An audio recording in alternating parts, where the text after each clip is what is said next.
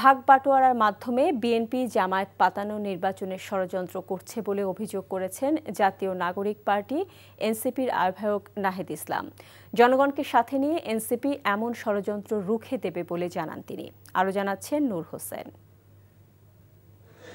আগামী জাতীয় সংসদ নির্বাচন উপলক্ষে ৩০০ আসনে সংসদ সদস্য প্রার্থী নির্ধারণে মনোনয়ন প্রত্যাশীদের সাক্ষাৎকার নেওয়া শুরু করেছে জাতীয় নাগরিক পার্টি।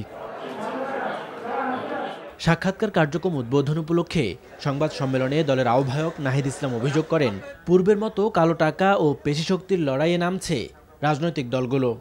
অভিযোগ করেন চক্রান্ত হচ্ছে পাতানো নির্বাচনের। যে দলগুলো এখন মুখোমুখি দাঁড়িয়েছে, একসময় তারা বন্ধু ছিল, তারা কিন্তু একটা চক্রান্ত করছে। এই নির্বাচনকে একটা ভাগবাটোয়ারা, একটা সাজানো নির্বাচন, একটা সমঝোতার নির্বাচনে করার পরিকল্পনা করছে। এবং এই ধরনের একটি নির্বাচন হলে বাংলাদেশের গণতন্ত্র ক্ষতিগ্রস্ত হবে।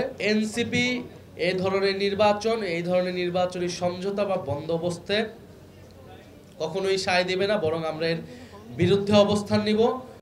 জোট গঠন নিয়ে গণমাধ্যমে ভুল তথ্য ছড়ানো হচ্ছে অভিযোগ করে নাহিদ বলেন, ৩০০ আসনে প্রার্থী দেবে এনসিপি।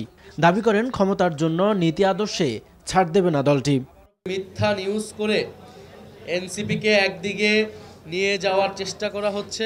যদি রাজনৈতিক সমঝোতা হয়, সেটা একটা নীতিগত এবং আদর্শিক জায়গা থেকে হতে হবে। কোনো ধরনের ক্ষমতার জন্য, আসনের জন্য আমরা কারোর সাথে কোনো ধরনের সমঝোতা করব না। সৎ, যোগ্য ও নতুন নেতৃত্ব নিয়ে আগামী সংসদ নির্বাচনে চমক দেখানোর আশা দলের শীর্ষ নেতাদের। নূর হোসেন, এনটিভি নিউজ, ঢাকা।